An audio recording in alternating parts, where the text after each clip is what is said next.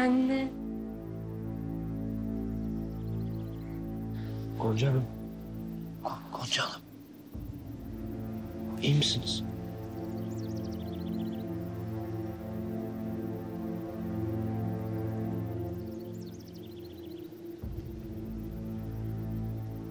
Gonca?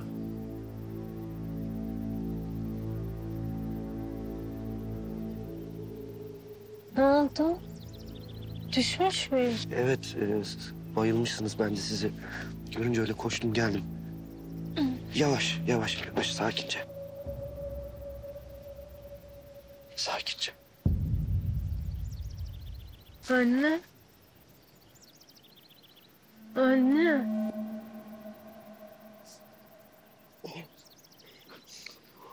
Gonca! Hey, hey, hey! Gonca! Ne yaptın lan ona? Ne diyorsun kardeşim ya? Sen kimsin? Kız bayılmış. Yardım etsene. İyi misin? Duyuyor musun beni? Ya bayılmış kız. Görmüyor musun? Vakit kaybediyoruz. Hadi. Sen mi onu bu hale getirdin? Kardeşim sen manyak mısın? Nesin? Ben niye zarar vereyim Gonca'ya? Gonca mı? Adını nereden biliyorsun? Tanıyor musun sen onu? Evet, yeni tanıştık. Burada baygın gördüm. Koştum geldim. Yardım etmese miydim? Ya hadi kapıyı aç, kapıyı. Tamam, hadi yürü. Hastaneye götürüyoruz.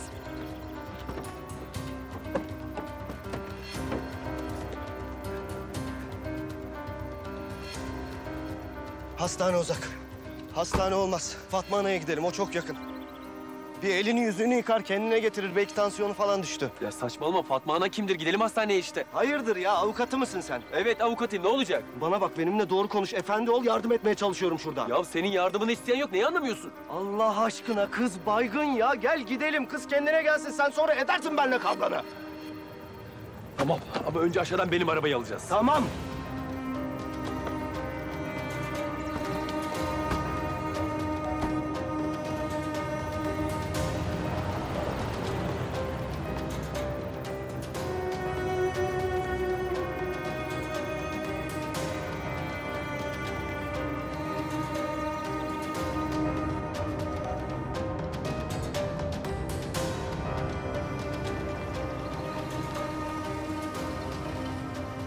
Sakın bir numara yapmaya kalkma, peşindeyim bak. Tamam, tamam. Hadi.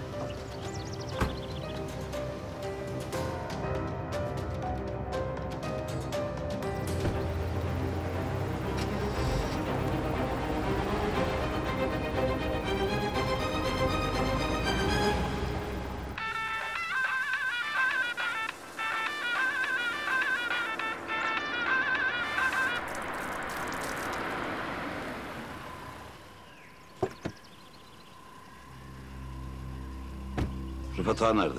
İçeride değil. Yazlık salonda.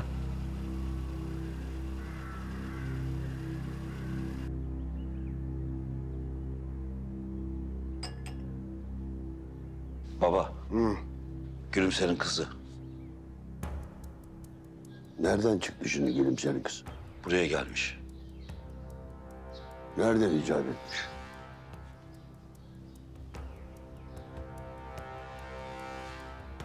Terk edilmiş ev için gelmiş. Fatma evi de Gülümser'den kalan arazileri de kızın üstüne devredecekmiş. Anası koruk yer. Kızının dişi kamaşır. İşin içinde Fatma da olsa arada biz varken alması zor evi. Zor olmalı. Anladın? Gereğini yap. Yaparım da kız İstanbul'dan çıkıp geldiğine göre işlemleri başlatmış olmalı. Avukatı da bizim Hidayet. Sen Hidayet'le bir konuş. Gerçi o bize sormadan devir satışı yapacak hali yok. Ama eğer öyle düşünüyorsa selamımı söyle. Anladın? Kaldırmasın beni yerimden. Anladım. Söylerim de ahali duyarsa ne olacak? Kızın buraya gelişi hiç iyi olmadı. Kurcalamasın geçmişi. Şehirli o, buralı değil. Bir heves gelmiş. Bakar, eder, çeker gider. İnşallah dediğin gibi olur. Kızı da Gülümser gibi dik başlıysa işimiz çok zor, ben sana söyleyeyim.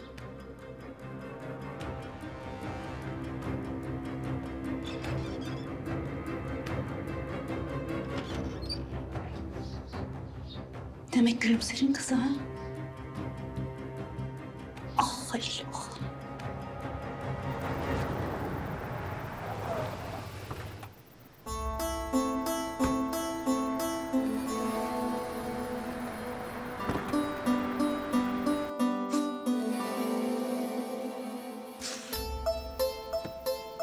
Ne oldu Gonca kızıma? Bilmiyorum ki.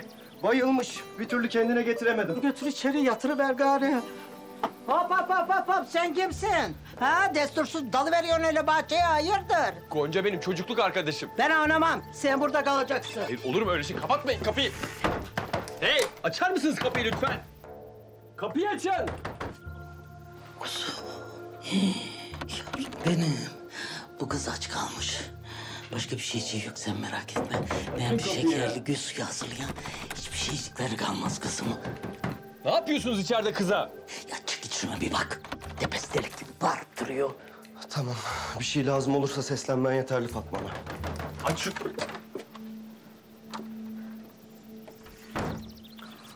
Arkadaşım sen niye böyle yapıyorsun? Ha? Niye ortamı daha da geriyorsun? Bak kadın beni içeri almıyor. Sen kızı kucaklayıp gidiyorsun. Ne yapsaydım? Sedye mi bekleseydim? Derdin ne arkadaş?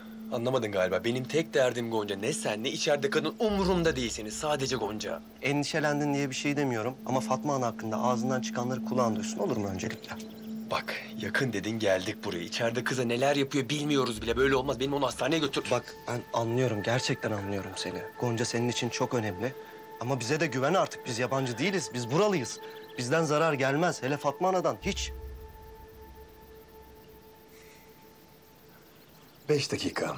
5 dakika içinde kendine geldi. Yoksa onu alıp hastaneye götürüyorum. Anlaştık. 5 dakika.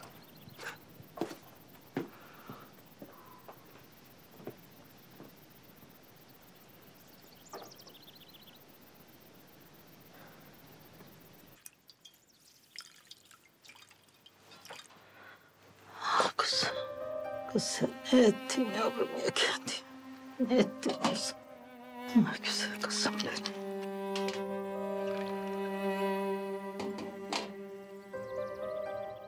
Al bakayım kızım. Kızım bir kokla. Anan da pek severdi ya kızım bu kokuyu. Hadi derin derin kokla. Aç. Fatma Ana. Kuzum. Kız ne ettin ya sen geldin ya? Kızım aç bir ilaç dolaşılır mı hiç? Ah kuzum beni. Dur ben sana yardım edeyim. Dur güzelim. Dur kızım gel. Birden kalkarsın başın döner sonra. Ha, indir ayağı. Ha, tamam yavrum tamam. Tamam kızım. Ha bakalım sen şunu. Şöyle bir gana gana iç. Benim de şekerim düştüğünde kendime bundan hazırlayıverin. Sonra o dağ geçisi gibi zıplayıveriyor hemen. Ha? Oh afiyetlik olsun. Yeter. 5 dakika geçti. Aç kapıyı. Ya arkadaşım sen niye bağırıyorsun? Bak benim de sabrımın bir sınırı var ama ha. Bak sen kimsin? Nereden çıktın bilmiyorum da çekil önümden. Bas geri. Duymadın mı Fatma Ana'yı? Buraya destursuz girilmez. Oğlum sen bela mısın? Kıza ne yaptın, ne ettin onu bile bilmiyoruz Ya daha. sen bir elini kolunu çeksene. Çekmezsem ne olur? Hadi bir dene. Arda. Ne yapıyorsun? Bir dur. Gonca, iyi misin sen? İyiyim. Bak bir şey soracağım sana. Bu adam sana bir şey yaptı mı? Arda olur mu öyle şey? Toprak çok yardımcı oldu bana Fatma Ana'dan. Ya bak kendime geldim tamam mı? İyiyim merak etme. Tamam. Tamam. Gonca öyle diyorsa doğrudur. Kusuruma bakma sen benim. Anlatmaya çalıştım ama dinletemedim. Ya ne bileyim seni öyle görünce sen zaten kızı kucaklayıp alıp gitmişsin. Tamam iyiyim merak etme. Bir durun gari. Didişmen tekeler gibi. Kızım sen daha yeni ayıldın ha. Ne yaparsın sen? Hadi bakalım bir git. Ağacın altında bir otur. Şöyle bir solukla. Ha? Hadi güzel kızım.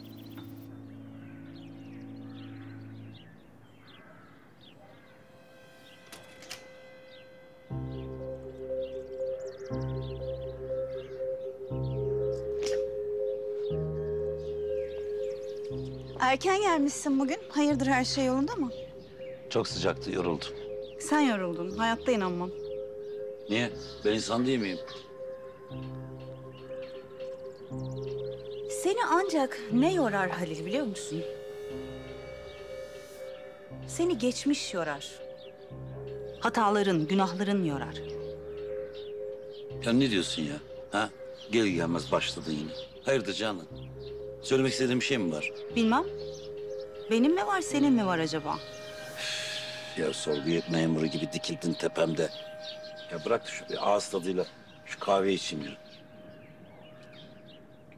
Bilmem, böyle bir dalgınsın sen bu aralar. Eski fotoğrafları çıkartıp bakıyorsun saatlerce. Fark etmedim sanma. Ne oldu ya? Ha? Ne oldu? Ne depreşti gene gönlünde? Canan git sorgu hakimliğini başka bir yerde yap. Tamam mı? Senin şimdi bana söyleyeceğin bir şey yok mu Halil? Ha? Çekinme söyle. Ne çekineceğim ya ben senden? Bırak da şurada şu gazetemizi okuyalım be. İyi. Madem sen söylemiyorsun, zamanı geldiğinde ben söylerim söyleyeceğimi.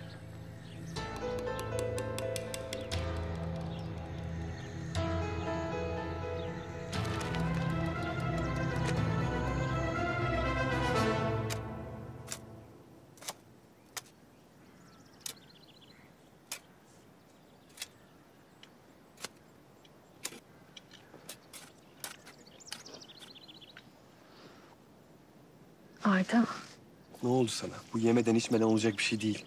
bir otursana. Hadi artık anlat lütfen. Neler dönüyor burada? Annemin mezarı var ya İstanbul'daki Ümraniye'de işte. Hatta bir kere sen de gelmiştin, hatırladın mı? Evet hatırlıyorum. O mezarda yatan aslında benim annem değilmiş. Nasıl yani? Kim yatıyormuş peki orada? Bilmiyorum. Benim bayıldığım yer var ya, annemin mezarı oradaymış. Gonca, kim söyledi bunu sana? Ben dedin. Bir şey mi vardı? Ne olacak? Ya bir şey olmayacak tabii de bu lafla iddia edilecek bir şey değil. Bunun bir belgesi, ispatı olması lazım. Bilmiyorum Arda. Üf, İyi tamam o zaman belgelere falan da bakılsın. Ama ben Fatma Ana'ya güveniyorum. Hayırdır, neye gülüyorsun sen? Sana fikrini soran mı oldu? Fatma Ana'ya gösterilen saygı bizi memnun eder. Bak, lafla peynir gemisi yürümez. Hukuki belgesi, kanıt olması şart. Bir dakika. Sen orada dalga geçmiyor muydun? Sen gerçekten Gonca Hanım'ın avukatı mısın ya? Yok yani Arda aslında avukat. Ama benim avukatım değil. Çocukluk arkadaşım yardımcı oluyor. Evet sağ olsun çok yardımcı oluyor. Her neyse. Tamam, ben bu işin aslını, astarını, her şeyini öğreneceğim. Şimdi buradan nüfus müdürlüğüne, oradan belediye, gerekirse mezarlıklar müdürlüğüne de gideceğim. Gülümser teyzenin vefatı, definiyle ilgili ne varsa evrak çıkartacağım. Yapar mısın gerçekten? Sana zahmet olmasın ama. Ne zahmeti, tabii ki yaparım. Hatta hadi kalk, gidelim. Arda, ben biraz daha burada kalmak istiyorum. Fatma Ana'ya sormak istediklerim var. Tamam.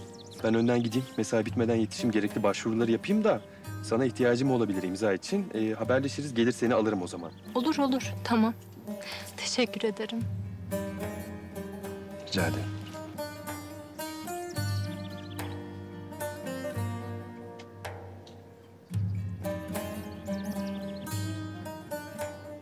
Başka bir ihtiyaç yoksa ben de izninizi isteyeyim. Sen acık duruver bakayım. Ben bu kız iyi mi değil mi iyice bir emin olmak istiyorum. Gene düşer kalır falan.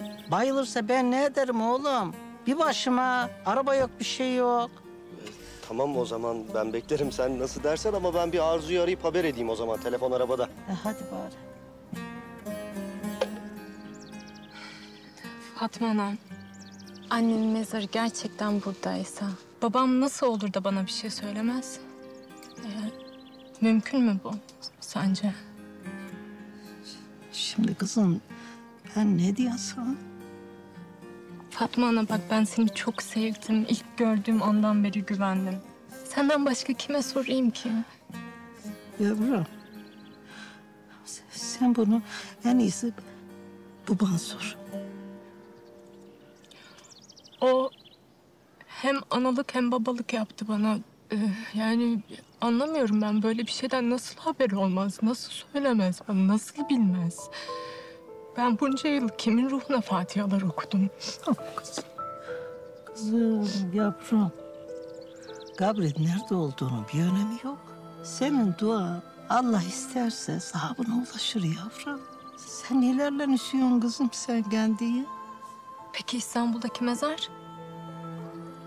Ha? Sahte mi? Allah aşkına bir şey söyle Fatma Ana. Şimdi kızım, bu ailenin bir meselesidir. Kızım ben şimdi sana ne diyeyim? Babayla kızın arasındaki iştir bu. Bana laf düşmez yavrum. Yani sen gideceksin, babana soracaksın gari. Ha kızım? Bak senin bir betin benzin attı yavrum. Ben sana bir katık edeyim. Ha? Acık bir şeyler ye, senin şöyle bir gözün açılsın. Hadi bak. Sen süzüldün kaldın kızım.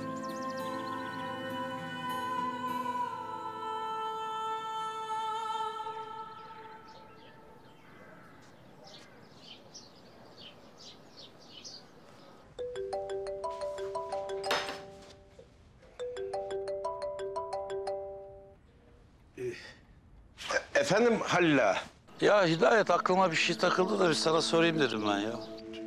Tabii dinliyorum. Buyurun Halil ağa. Bugün hani o kız var ya birlikte terk edilmiş eve bakıyordunuz. Gonca Aydın, rahmetli Gülümser'in kızı. O mu? Evet o. Neyse ne işte. Fatma evi ona devredecekmiş diye duydum. Nedir durum? Şimdi Halil ağa, biliyorsun bir emrin olursa başım gözüm üstünedir. Ama kızın durumu hassas.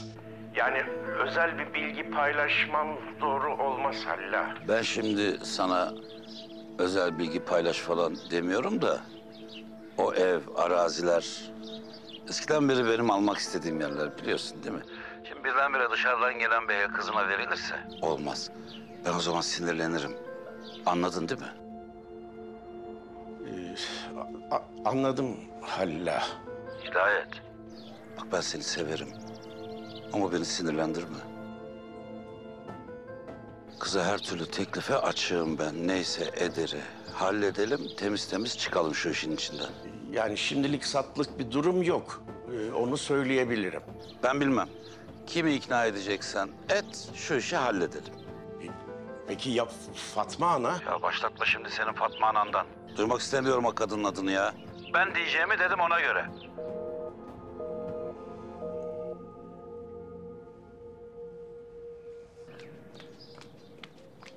Fatma'ya gidiyoruz. Misafiri varmış. Neredeymiş gidip öğrenelim. Emredersiniz Canan Hanım. Otlu gözlemeyle tuzlu ayran yaptım. Heh. Ye de azıcık kendine gelsen. Al bakalım. Canım bir şey istemiyorum. İyi kızım. Bak böyle el kadar kaldım be yavrum. Böyle olmaz ki kızım. Peki. İşte böyle. Sen ne bakıyorsun öyle? Ha? Konağın yemeklerine alıştığında benim gözlememi beğenmez mi oldun yoksa? Estağfurullah Fatma Hanım. Olur mu öyle şey? Bir dakika bir şey diyeceğim. Annem neden burada ölmek istedi? Neden bizi bırakıp buraya geldi? Bülbülün kafesteyim, karanfilin desteğim. Bakmam bana öyle, ölmemişin yastayım. Yani hasta diye mi? Tedavi ederlerdi belki onu İstanbul'da. Kefeni alacak kişi gözün yaşından belli olur. Bana çok ağladı kızım sana. Amansız hastalık dediler. Doktorların hepsi ölecek dedi ya onun için. Öyle küçük, hıncacık kalıverdi. Bir deri bir kemik. Fazlası duymaya gücüm var mı bilmiyorum. İşte senin gücün yok. Bir de ananı düşün. kendini öyle görmeni ister miydi? Benim kızım beni hep güzel bilsin dedi. Al yanaklı, gül dudaklı bilsin gülümsedi. Kara bir gül değil, kırmızı gül bilsin anasını dedi. Ah anne. Ah. Ah. Kurban olurum ben sana.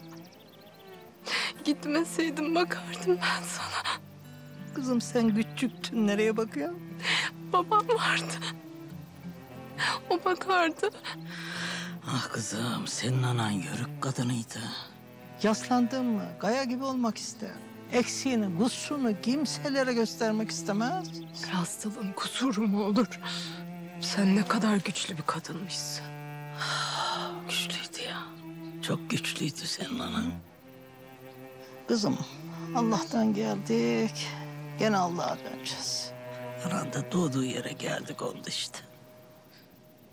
Müsaadenizle ben babamla konuşmak istiyorum. Daha fazla dayanamayacağım. Ne biliyordu, ne sakladı. Direkt soracağım.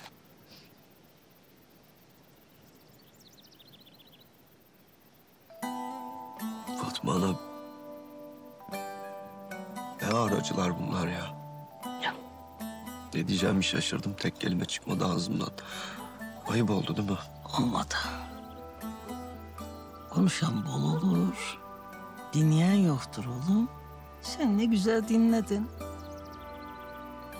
Hadi şimdi de bir de bu gözlemeden ye bakalım. Kalmadı iştah falan. Aşk olan da öyle. İşte falan olmaz tabii. Efendim? Gözleme diyorsun. Gene kaldı bak gördün mü? Bir dahaki sefer artık.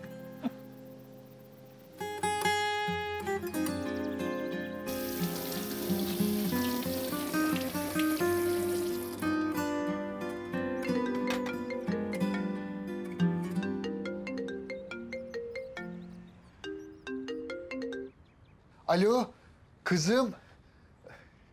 Neden açmadın telefonlarımı merak ettim. Baba sana bir şey soracağım. Ama bana doğruyu söyleyeceksin. Sor tabii kızım, elbette. Annemin gerçek mezarı nerede baba? Ha? Söyler misin? İstanbul'da yıllarca beni götürdüğün kabristanda mı? Yoksa Isparta Eğirdir'de mi? Böyle olacağını biliyordum zaten. Orada senin kafanı allak bullak ettiler değil mi? Hiçbir itirazın yok mu? Biliyordun değil mi baba? Biliyordun değil mi? Şimdi bak kızım, bu telefonda konuşulacak şey değil. Gonca nereden çıkartıyorsun bunu? Ne biçim soru bu? Kızım annenin mezarı nerede olduğunu bilmiyor musun? Burada, burada İstanbul'da yıllardır seni götürdüğüm mezar burada diyemiyorsun. Öyle mi baba? Goncam, bak işin aslı çok farklı. İşin aslı çok farklı. Evet baba. Annem hastaydı tabii. Onu öyle görmemi istemedi. Kalktı geldi buraya. Hadi diyelim öyle oldu. Hadi. Bak Goncam, o geceyi hatırlıyorsun. Annen seni öptü, kokladı. Sonra bıraktı gitti bizi. Bir daha da geri dönmedi. Dönmedi deyip durma. Evet dönmedi. Ama sen neden sahte bir mezara götürdün beni baba? Cevap ver. Cevap ver. Ben bittim baba. Bittim burada kala kaldım. Bittim, bana cevap ver. Sen ne dolanıyorsun öyle geç gibi ha? Otur bakayım. Geç. Üzülüyor insan. Elimden de bir şey gelmiyor ki. Ne gelecekti elinden? Ha, ne yazıldıysa o gelir garip başa. Öyle de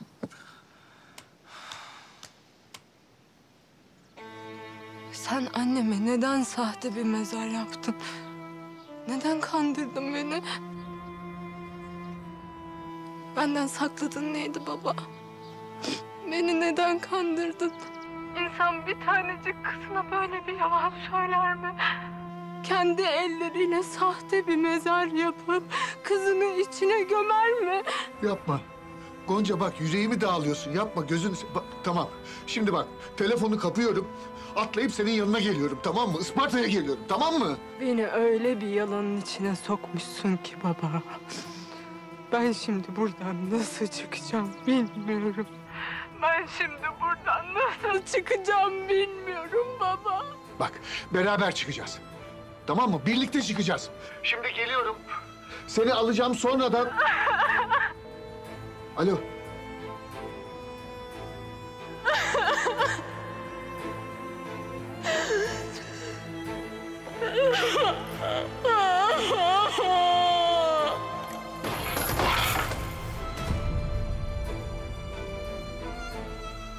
Hala gelmedi, çıt falan da çıkmıyor. Yine bayılmış falan olmasın. Hadi bir kalk da bakıverin. Koş oğlum koş.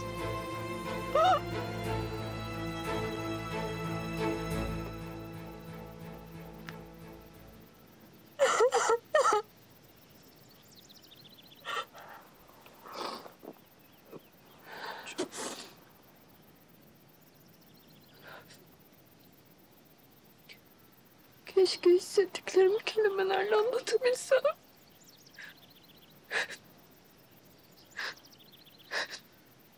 Kelimelere gerek yok.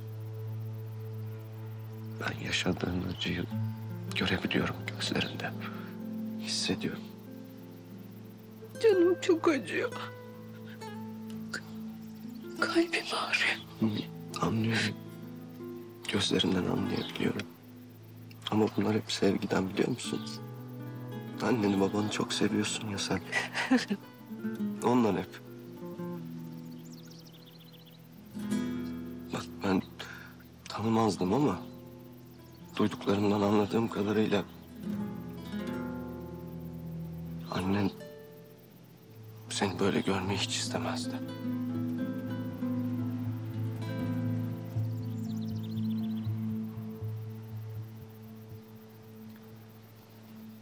Gel.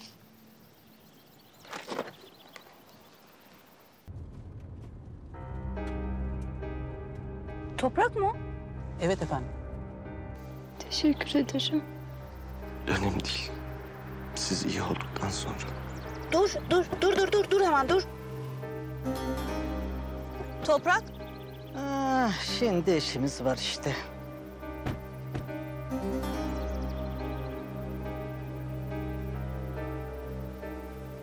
Nasılsın oğlum? Ne yapıyorsun sen burada? Hiç anne. Esas senin ne işin var burada? Buralara pek vuramazdın hayırdır? Fatma'ya bir şey soracaktım da ona doğru geliyordum. Tabii seni görünce şaşırdım haliyle. Ben de. Hoş geldin ana kraliçe. Kayından seviyormuş seni. Gözlemeyeyim mi? İstemez. Sana bir şey soracaktım ama cevabımı aldım gibi. Tanıştırmayacak mısın arkadaşını? Pardon anne ya. Özel bir durum vardı da. Gördüm. Çok özel bir durumda herhalde. Ben Gonca. Halimin kusuruna bakmayın lütfen. Estağfurullah kızım, memnun oldum. Sen Gülümser'in kızısın değil mi? Evet. Annemi tanıyor musunuz? Tanırım tabii, tanımaz mıyım? Aynı annesi. Ama kaderi aynı olmayacak.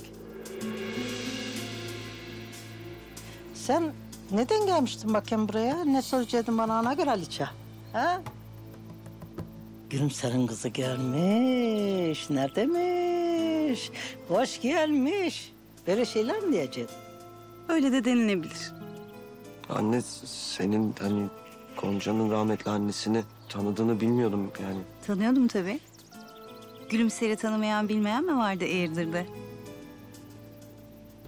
Herkes çok severdi onu. Sonunda güzel bir şey duydum bugün. Nerede kalıyorsun canım sen? Merkezde kalıyorum. Güzel. Böyle bir uzun uzun konuşmak isterim seninle. Olur. Konuşalım. Güzel. Madem tanıştınız, Toprak o işi ayarlar bizim için. Değil mi Toprak? Tabii olur. Ama ben yani hala şaşkınım senin Gülümser Hanım'dan bu kadar net bahsetmene. Evet, güzel. Madem anlaştık. O zaman bize müsaade. Hadi gidelim oğlum. Peki gidelim de Gonca sen nasıl gideceksin? Yani arkadaşını bekleme, istersen ben seni oteline bırakabilirim. Toprak aşk olsun. Ben buradayken o görev sana mı düşer? Gel kızım ben bırakayım seni. Zahmet olmasın. Estağfurullah ne zahmeti, ben zaten gidecektim o tarafa. Ah Fatma ah. Kim bilir neler anlatıp durdun da bu hale getirdin bu kızcağızı. Böyle güzel, böyle tatlı kız üzülür mü hiç? O bizim misafirimiz. Bize onun gülen yüzü lazım. O gülen yüzü soldurursan karşında beni bulursun. Anladın mı?